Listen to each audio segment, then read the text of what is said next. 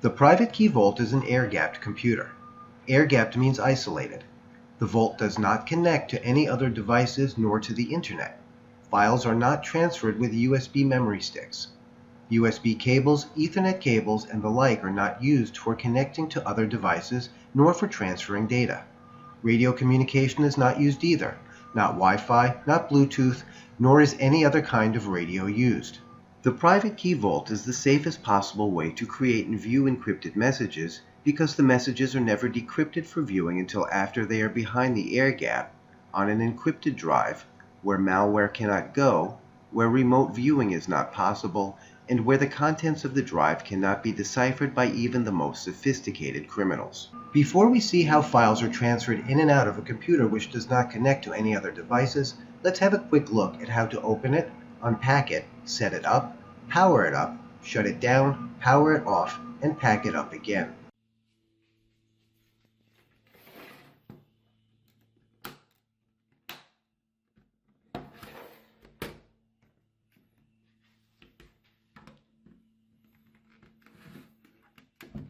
You can see here that the wire for the keyboard is tucked away in the upright supports. This is only necessary when using tamper-evident seals, which will be covered later.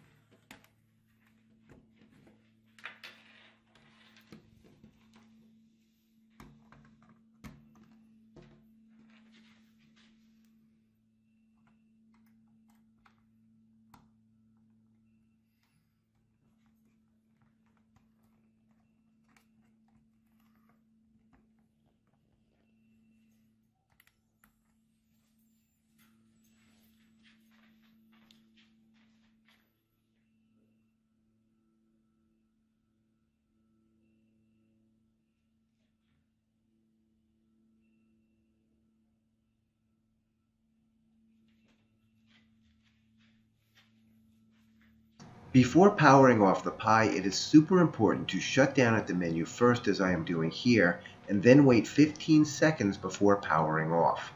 Failure to do this will destroy your microSD card, which has all of your secrets.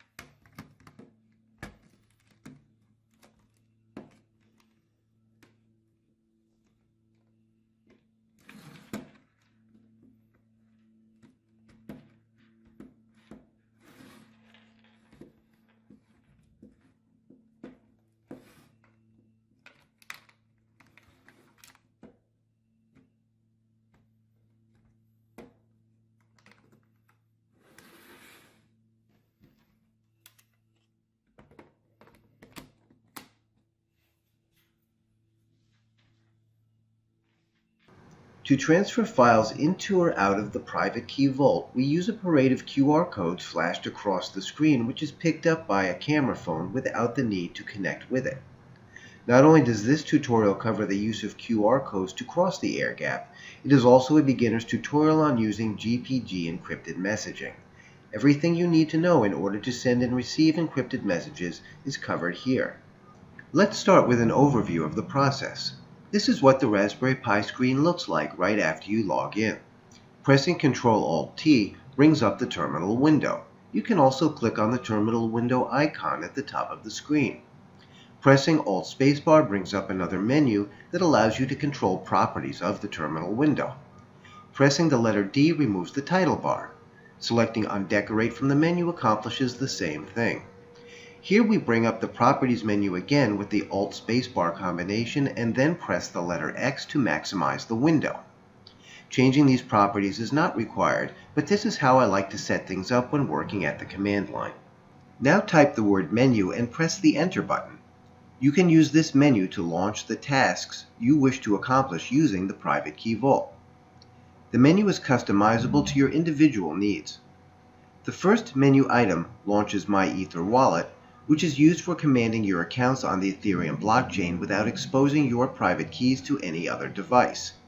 In the description is a link to a video which shows how that is done. The second menu item opens a new terminal window.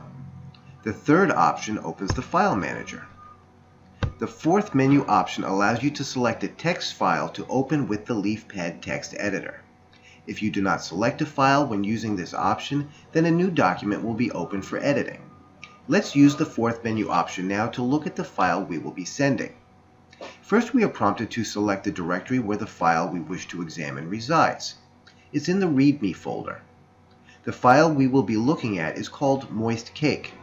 This file contains the secrets for baking a super moist and delicious cake. This is the file we are going to send. For the purposes of this quick overview, I have taken the liberty of using the menu option number 5 to encrypt the file before we pass it out of the vault and send it across the internet. Let's take a look at that file now. It's called moistcake.asc and it's right next to Moist Cake. This is the encrypted version of the Moist Cake file. Now we will use the sixth menu option to send the encrypted baking secrets to the touchscreen as a parade of QR codes to be recorded as a video on a smartphone. This is what we were seeing at the beginning of this video demonstration. After the recording is made, we will post it to YouTube with the touch of a button where the recipient can show the video to his or her own private key vault, which will decrypt the message after it is behind the air gap, where it can be viewed with the assurance of complete isolation and with the assurance that no one will be able to gain access to the file should the device be stolen. Let's select that menu item now. First, we are prompted to select the folder where the encrypted file resides. I'm choosing the README folder. Next, we are prompted to select the file we wish to send. That's moistcake.asc. Then we are prompted to select the duration each QR code is displayed on the screen. We accept the default of 0.3 seconds each. Finally, we are presented with a button to start the parade. Before we press the button, let's look at the action from the outside. We arrange the private key vault so that the smartphone sits on top looking down at the touchscreen.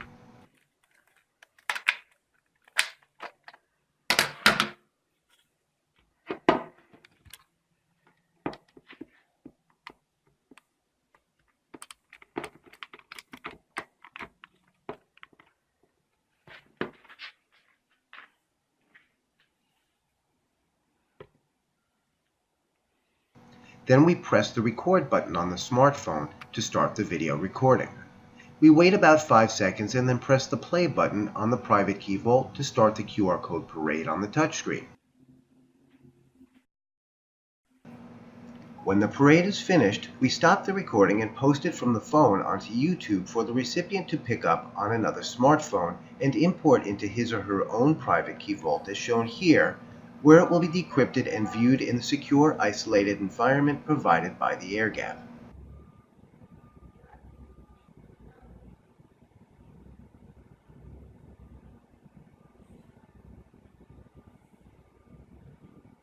Now we will cover the entire process in complete detail. By way of introduction, let's try moving text out of the private key vault from the command line. In this first example, we will show the QR code representation of Hello World. Execute the following command at the terminal window. You should see a QR code on the screen. If you scan this into your smartphone using any QR code scanning application, you will see that this reads Hello World. The QR code scanning app I like to use is Norton Snap for Android. Once the text is scanned into your phone, you can do whatever you want with it simply by pasting the text into other apps like Gmail or perhaps a text editor. So this is basically how you get text out of the private key vault without connecting to other devices. Now we will see how to encrypt and pass a text file from one private key vault to another using GPG and QR codes. This will allow us to make a secure file transfer over the internet without losing our air gap. By using this method, there will be no opportunity for attackers to access any files on either vault because we will make the transfer without connecting to any other devices. Furthermore, there will be no chance of anyone reading our message because the message will not be decrypted until the message is safely on the other side of the air gap where spyware and keyloggers cannot go. Here is a summary of what we will be doing. Let's pretend Alice owns a baking company and she is opening a new cake factory in another city. Her new associate Bob already has the cake recipe, but does not yet possess the secrets for making the cake super moist and delicious. Both Alice and Bob possess a private key vault, which is nothing more than a Raspberry Pi computer with a Raspberry Pi camera. Mallory is an industrial spy. He is trying to steal Alice's baking secrets to sell to the highest bidder. We will be playing both the parts of Alice and Bob in this exchange so that you can experience all the steps required to successfully make the encrypted file transfer. The following is the information we will be sending. First, Bob needs to make a public-private key pair. In the appendix at www.PrivateKeyVault.com are links to tutorials which show how to work with GPG at the command line. I made an application to help you with encryption tasks so that you do not have to do all this at the command line. The application is already installed if you have been following along. Open the terminal window and execute the command menu. You should see a menu of things you can do with the Private Key Vault. Scroll down the menu until the item Generate a public/private key pair is highlighted and press the Enter button. You will be prompted for the type of key you want. Select 1, RSA and RSA default. Next, you will be prompted to select the length of the keys. The larger the key size, the harder the encryption is to crack, assuming you have a strong password. Unfortunately, larger key sizes take longer to generate and to use. The default 2048 is a good compromise. Select the default for Bob. Next, you will be prompted for the amount of time before the key expires.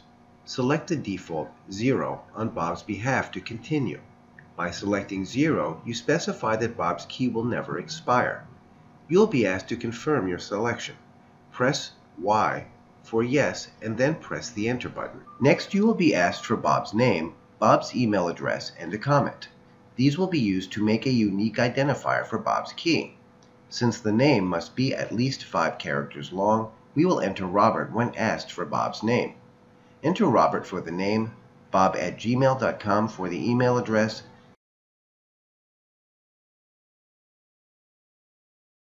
and Bob's public-private key pair for the comment.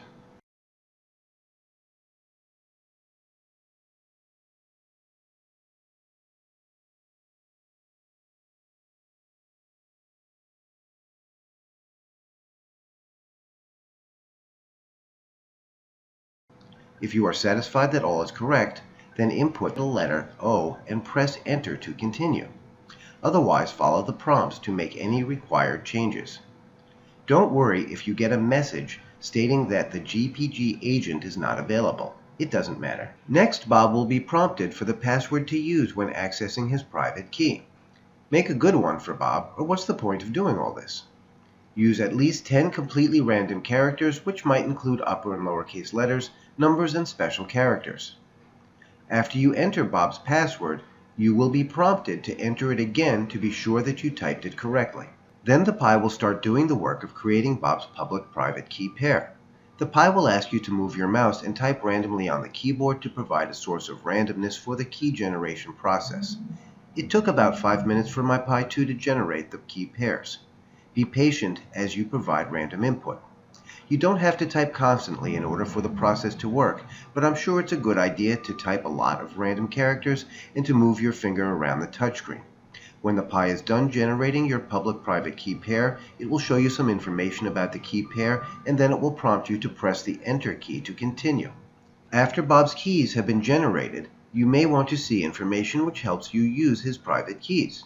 You could enter the following command at the terminal window: gpg space tac tac list tac secret tac keys, but the menu app will do this for you.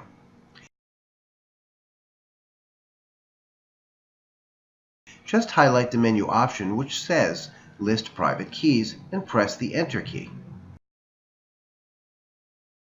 You will be prompted to enter a unique identifier like an email address, but if you just hit the backspace key to clear out the field, then GPG will return information about all the private keys on your keyring. So far there is only one. The output should look something like the output shown below. The top line indicates the location and name of the secret keyring file on your Pi.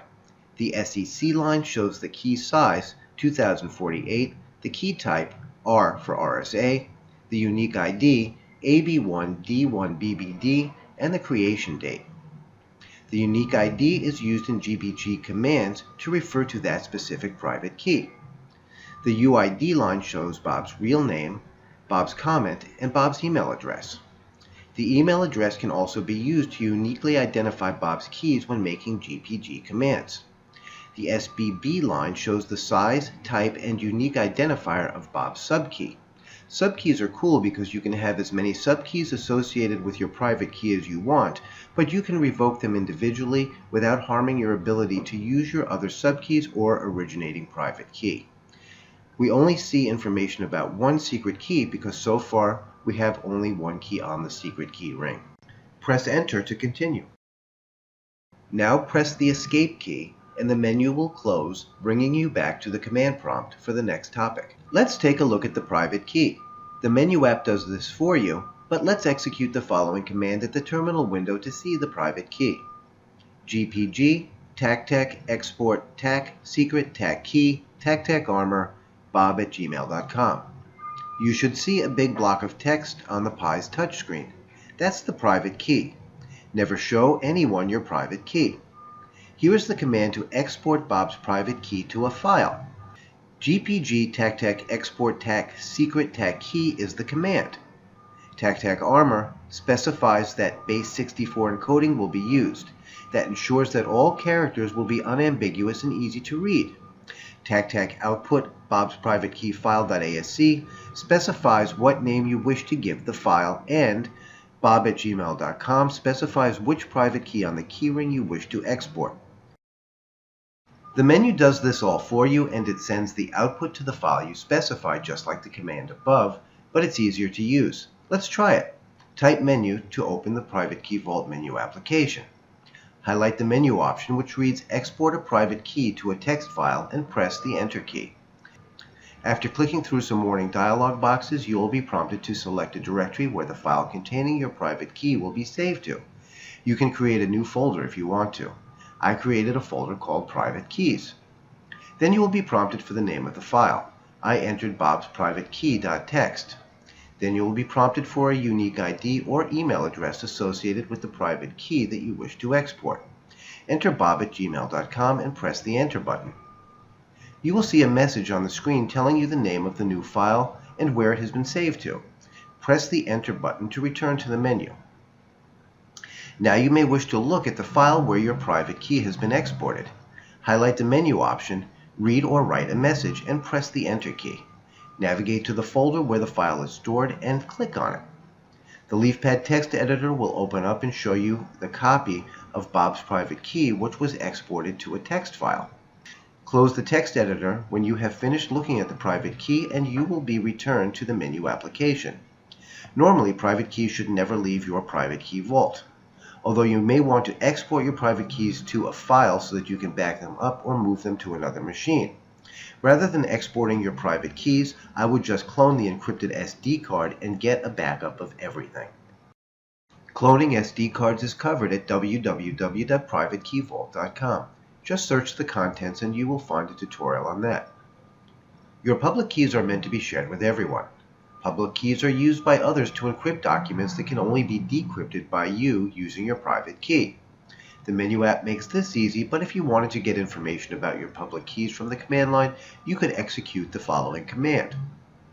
The output below provides information about keys on the public key ring, exactly as explained in the section above for keys on the private key ring. To do this using the menu app, just highlight the menu option that says List Public Keys and press the Enter key. Then type in a unique identifier or blank out the field to see them all. Now let's look at fingerprints for the public key. The fingerprint is used to verify that a public key which Alice receives from Bob has not been switched out by Mallory. If Mallory manages to intercept Bob's public key on its way to Alice and replaces it with one of his own, then Mallory will be able to decrypt Alice's secret message instead of Bob. To prevent this attack, Bob will send the fingerprint of his public key to Alice by a method different from that used to send the public key. Maybe he would read it to her over the phone, or perhaps text it to her. Then after Alice imports Bob's public key onto her keyring, she will check the fingerprint produced by her private key vault against the fingerprint that Bob gave to her and check that they are the same. You will see how a fingerprint is used to prevent this attack right after we see how Bob sends his private key to Alice. If you wish to see a fingerprint for a particular public key from the command line, then execute the following command. The output is shown below. If the email address, a unique ID, were omitted from the command line, then fingerprints for all public keys on your keyring would be shown. That shows one way that unique IDs are used to specify a particular key when making GPG commands. To see the fingerprint using the menu app, just highlight the menu option that says Show Fingerprints for Public Keys and press the Enter key. Enter a unique ID when prompted, or blank out the field to see fingerprints for all the public keys on your keyring. Now Bob needs to get his public key to Alice. First, Bob needs to get his public key out of the public keyring file and into a file of its own so that he can send it to Alice. I'm sure you guessed this can be done at the command line. The most useful GPG commands are listed in the appendix at the end of this document. For the rest of this tutorial, however, we will work exclusively with the Private Key Vault menu application because it's easy to use and because you don't have to remember all the commands. Highlight the menu option, export a public key to a text file, and press the Enter key. Now press the Create Folder button. You will be prompted to type in the name of the new folder. Type in public keys and press the Enter key. Press the Enter key again and you will be prompted to input a file name for Bob's public key file. I entered Bob's public key.txt. Next you will be prompted to enter the unique ID or email address associated with Bob's public key. Enter bob@gmail.com. You can look at the key if you want to, the same way we looked at Bob's private key. Highlight the menu option which says Read or Write a Message and press the Enter key. Navigate to the public keys directory and then click on the file name Bob's public key.txt. The LeafPad text editor will open and Bob's public key will be displayed. Pressing Ctrl Q will close the text editor. Now we will see how to get this public key out of Bob's private key vault, email it to Alice, and get it into her vault without ever connecting the vaults to any other devices. They will not be using a thumb drive, no Wi-Fi, no Bluetooth, no Ethernet cable, no USB cable, no connections of any kind to other devices. By preserving the air gap during the transfer process, we prevent Mallory from gaining access to the private key vaults, so he cannot use spyware to read how Alice makes her cakes so super moist and delicious. To do all this, we will start by outputting Bob's public key text file, the one we just exported, to the touchscreen in the form of QR codes. The menu application does this for us, but by way of introduction, the following command typed into the command window would display several QR codes sequentially on the touchscreen. There would be one QR code for each line in Bob's public key file. You would see several QR codes displayed sequentially on your touchscreen. The part of the command that reads sleep 0.3 means display each QR code for 0.3 seconds. You can change this value if you want. You can substitute the name of any text file for Bob's_public_key.txt in the command above. Or you might try the following command instead. The following command is the same as above, but allows you to pick the file using a file selection dialog box. This is the line of code used by the Private Key Vault menu application to output one QR code for each line in the file. If it's a large file, it may take a while to show all the QR codes. Press Ctrl-C if you want to stop the parade of QR codes before the program is finished displaying all the lines in the file. That's a lot of typing to see our file represented as a parade of QR codes, so let's do it with the Private Key Vault menu application instead.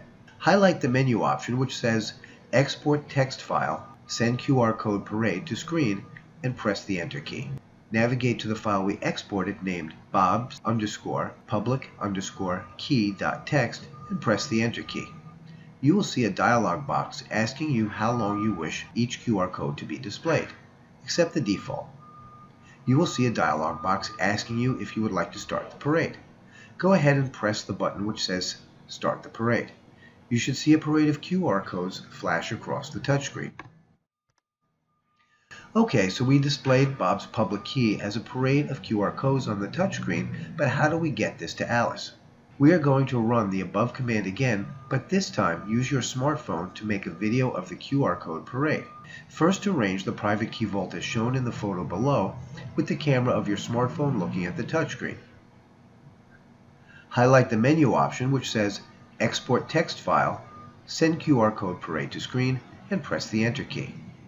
Navigate to the file we exported named bobs_public_key.txt and press the Enter key. You will see a dialog box asking you for how long you wish each QR code to be displayed. The first QR code will show for 2 seconds no matter what you select. This allows the camera time to focus and adjust to the light from the screen. Press the Enter key to select the default. You will see a dialog box asking you if you would like to start the parade. Do not start the parade yet. Press the video record button on your phone and let it record for a few seconds, and then press the Enter key on your private key vault to start the procession of QR codes. When the procession ends, press the stop button on your phone to end the recording. Now you can email the video to Alice or post it on YouTube. Actually, you don't need to email or post the video for the purposes of this demonstration because you will already have the video on your phone when you play the part of Alice. The point is for you to understand that you can get a text file out of the private key vault by taking a video of QR codes flashed across the touchscreen, and then you can email the video to someone or broadcast it to everyone who can then import it into their private key vaults, really any Raspberry Pi with a camera, and do all this without ever connecting to the internet and without connecting to any other devices, as we will soon see. Now we will be playing the part of Alice. To play Alice's part, we will need to remove Bob's public key and private keys from the keyring. We can easily restore them later from the backup files you just made. In the alternative, we could simply clone a fresh copy of the SD card and run the private key vault from that.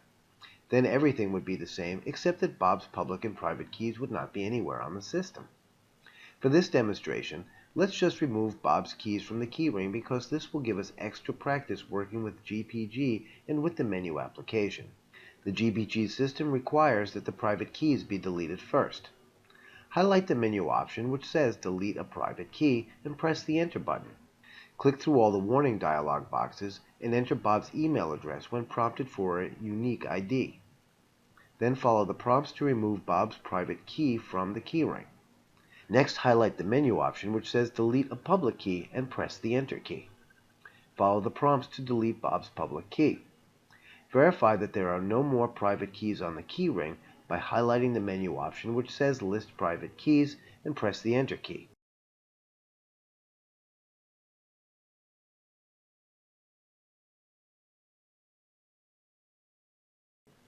Verify that there are no more public keys on the keyring by highlighting the menu option which says List Public Keys and press the Enter key. Now that the keyring is cleared out, we are ready to play the part of Alice. In order to message with Bob, Alice will need a public-private key pair of her own. Let's make one for her. We will do it the same way we did it for Bob. Highlight the menu option which reads Generate a public-private key pair and press the Enter key. When prompted for the type of key, just press the Enter key to accept the default. When prompted for the key size, type Enter again to accept the default. When prompted for the amount of time the key will be valid, press the Enter key again to accept the default option which specifies that the key does not expire. When prompted to confirm the key will not expire, press the letter Y and then press the Enter key. When prompted for the real name, input Alice. When prompted for the email address, input alice@gmail.com. When prompted for a comment, input Alice's public-private key pair. When prompted to confirm everything is entered correctly, type the letter O if indeed everything is correct. Enter a password for Alice when prompted and then enter it again to confirm. Finally, provide random input with mouse and keyboard for the key generation process. The process takes a few minutes. When it is done, you will be presented with information about the key pair. You may wish to verify the creation of Alice's private key. Highlight the menu option which reads List Private Keys and press the Enter key. Then follow the prompts. You may wish to verify the creation of Alice's public key. Highlight the menu option which reads List Public Keys and press the Enter key. Then follow the prompts. Alice has just received Bob's video on her smartphone. The first thing she does is to call Bob and ask for the fingerprint associated with his public key. She will need this later to ensure that she actually received Bob's public key. She now needs to import this video into her private key vault from a smartphone without connecting to it so as to maintain the air gap which prevents Mallory from installing spyware on her device. Then she needs to convert the video back into a text file so that she can use Bob's public key to encrypt a secret message for Bob which explains how she makes her cakes so super moist and delicious. To start the import process, Alice will use the video camera on her private key vault to import the video from her smartphone. Place your phone on the private key vault as shown in this video. Then highlight the menu option which reads Import Text File. Read QR code into camera and extract the text. You will be prompted for a location to store the video that the private key vault will take of the phone. Select the Public Keys directory. You'll be prompted for many settings which control the process. Accept all the defaults. Finally, you will be prompted to start the recording process. Press the play button on your phone first and then press the enter key on your private key vault. When the phone finishes playing the QR code parade, then press the enter key on your private key vault to stop the recording. Next, you will be asked if you want to view the recording. Answer yes. This is a good check to make sure that the vault had a good view of all the QR codes. Next, you will be asked if you want the vault to extract the text from the QR codes in the video. Answer yes. Finally, you will be prompted to name the file where the extracted text will go. You can accept the default, which is extractedtextfile.txt. Be aware that the vault will not overwrite a file of the same name if it exists, but does not warn you about this either. I will be dealing with this problem shortly. The conversion takes some time. Be patient. It takes time to bake a cake. When the text has been extracted, you will be asked if you would like to view the text file. Answer yes. The LeafPad text editor will open and show you the file. The file you are looking at, extractedtextfile.txt, should be identical to the file containing Bob's public key, which is called bobspublickey.txt. Close the LeafPad text editor. It's easy to check that the files are the same since both files are now in the same directory. Highlight the menu option which says Work at the command prompt and press the Enter button. You'll be prompted to select the working directory. Choose the Public Keys directory. Then a terminal window will open. Type the following command into the terminal window and press the Enter button. If the files are not identical, then the output from the diff program will show you where the files differ.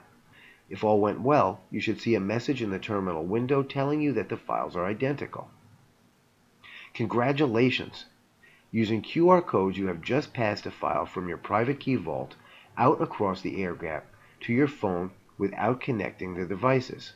Then you pass the file back in, all without exposing your private key vault to any attacks from Wi-Fi, Bluetooth, thumb drives, or data cable transfers.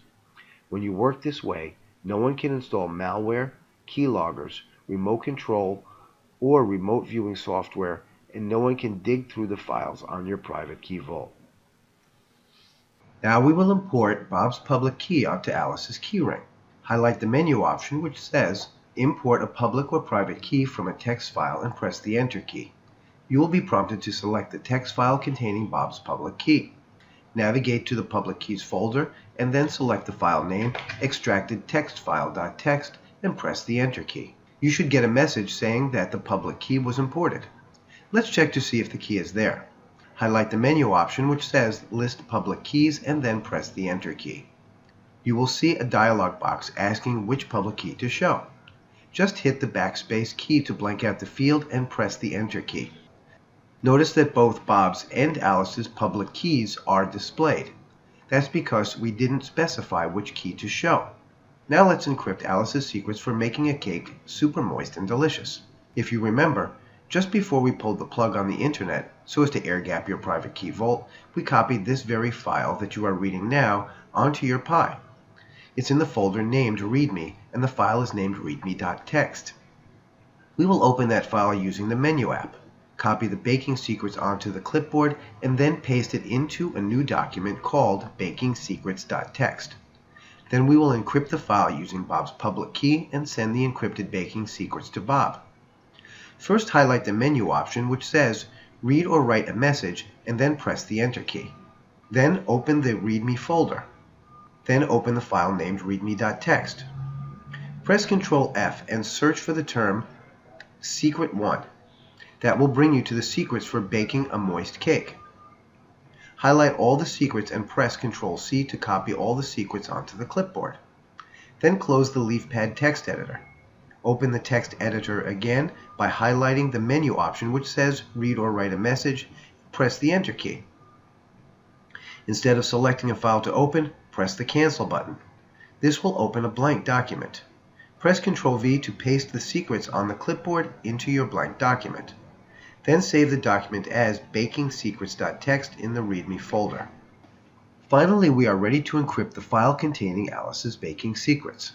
Highlight the menu option which says Encrypt a text file and press the Enter key. Navigate to the README directory and select bakingsecrets.txt. You will be asked if you want to sign the encrypted file. Answer yes, so that Bob will know for sure that the encrypted file is from Alice. Enter Alice's password when prompted. Next, you will be asked for the unique ID of the recipients. It is customary to make yourself one of the recipients. Otherwise, only Bob will be able to decrypt the file. So enter Alice's email address, alice@gmail.com, and press the Enter key. You will get a warning that there is no certainty that the public key for Alice actually belongs to her. We are certain that it does, however, because we made the key ourselves.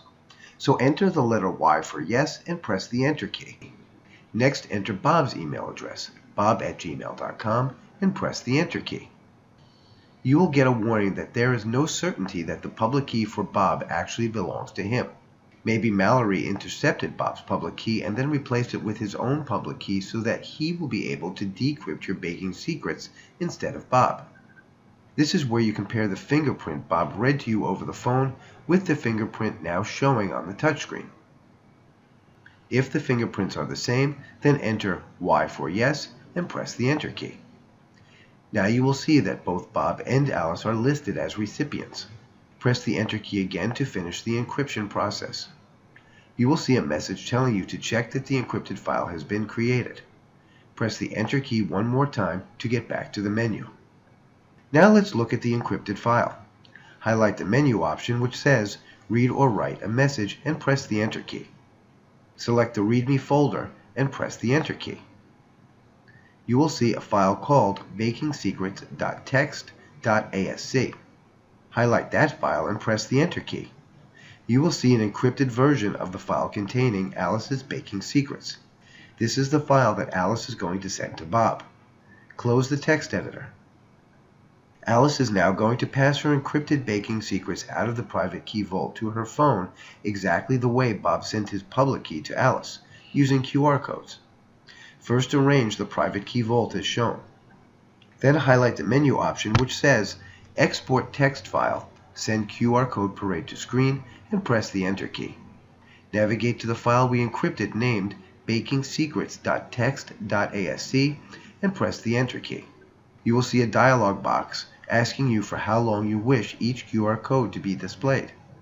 The very first QR code will show for 2 seconds no matter what you select. This allows the camera time to focus and adjust to the light from the screen. Press the Enter key to select the default. You will see a dialog box asking you if you would like to start the parade. Do not start the parade yet. Press the video record button on your phone and let it record for a few seconds, and then press the Enter key on your private key vault to start the procession of QR codes. When the procession ends, press the stop button on your phone to end the recording. Now you can email the video to Bob or post it on YouTube. Actually, you don't need to email or post the video for the purposes of this demonstration because you already have the video. The point is for you to understand that you can get a text file out of the private key vault by taking a video of QR codes flashed on the screen, and that you can email it to someone or broadcast it to everyone with another private key vault, really any Raspberry Pi with a camera, who will import the video without ever connecting to the internet and without connecting to any other devices, as we are about to see again. Soon we will be playing the part of Bob again. Let's get the machine ready for Bob to use. We are going to delete Alice's private key from the keyring and restore Bob's public and private keys. We are going to leave Alice's public key on the keyring for this demonstration because we will need it to verify Alice's signature. We will just pretend that she sent her public key to Bob the same way Bob sent his public key to Alice. We will further pretend that Bob called Alice on the phone to get the fingerprint of her public key to be sure that Mallory did not switch his public key for Alice's via malware on Bob or Alice's phone. First, let's export Alice's private key to a text file in case we want to use it later. Then we will remove her private key from the keyring. Highlight the menu option which says Export a private key to a text file and press the Enter key. Click through the warning dialog boxes after giving careful consideration to each one. You will be asked to select a location for the new text file containing Alice's private key. Select the private keys directory and press the Enter key. You will be asked to name the new text file containing Alice's private key. Enter the name Alice's PrivateKey.txt and press the Enter key. You will be asked for a unique ID. Enter alice@gmail.com and press the Enter key. You will see a message saying that the private key has been exported. If you misspelled the email address, then a blank file will be created, so you better check the contents of the file. Highlight the menu option which says Read or Write a Message and press the Enter key. Go to the Private Keys folder and open the file Alice's PrivateKey.txt. Close the text editor after you have examined the file.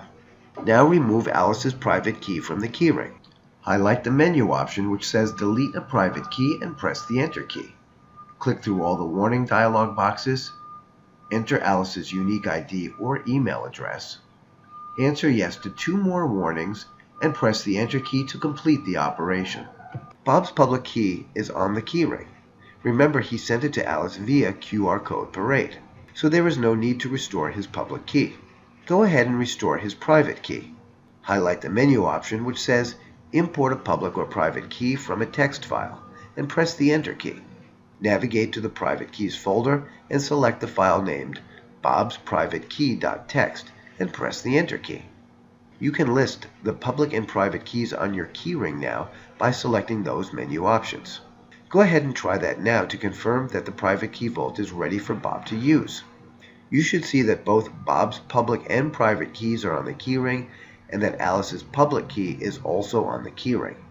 Now we are going to play the part of Bob again. Bob has just received on his smartphone the QR-coded video containing Alice's encrypted secrets for baking a super moist and delicious cake. First, Bob will move the QR-coded video from his phone across the air gap to his private key vault and extract the encrypted text from the video, placing it into a text file which will contain the encrypted message. And when the file is safely behind the air gap, where no one can remotely view what he is doing, he will decrypt the message and read Alice's secrets for making a super moist and delicious cake. To start the import process, Bob will use the video camera on his private key vault to import the video from his smartphone. Place your phone on the private key vault as shown in the video. Then highlight the menu option which reads Import text file, read QR coded video into camera and extract the text. You will be prompted for a location to store the video that the private key vault will take of the phone. Select the README directory. You will be prompted for many settings which control the process, except all the defaults. Finally, you will be prompted to start the recording process. Press the play button on your phone first and then press the Enter key on your private key vault. When the phone finishes playing the QR code Parade, then press the Enter key on your private key vault to stop the recording. Next, you will be asked if you want to view the recording. Answer yes. This is a good check to make sure that the vault had a good view of all the QR codes. Next, you will be asked if you want the vault to extract text from the QR codes in the video. Answer yes. Finally, you will be prompted for a name. Accept the default extracted text file.txt. Be aware that the vault will not overwrite a file of the same name if it exists, but it does not warn you about this either. I will be dealing with this problem shortly. The conversion takes some time. Be patient. It takes time to bake a cake. When the text has been extracted, you will be asked if you would like to view the text file. Answer yes. The LeafPad text editor will open and show you the file. The file you are looking at, extracted text file.txt, will contain the encrypted text of Alice's baking secrets. The contents of the file, extracted text file.txt, should contain exactly the same encrypted text as baking secrets.txt.asc. Close the LeafPad text editor. You could check that both files are the same by opening the terminal window in the README directory and executing the following command. You have made this comparison earlier with Bob's public key. But there is no need to check if they are the same. You will know when you decrypt the file. If even a single character has been changed, then you will be notified by GPG that the file cannot be decrypted. That's how you will know if Alice's baking secrets did not arrive intact or if someone has tampered with the file. Congratulations! Using QR codes, you have just passed a file from Alice's private key vault out across the air gap to your phone without connecting the devices.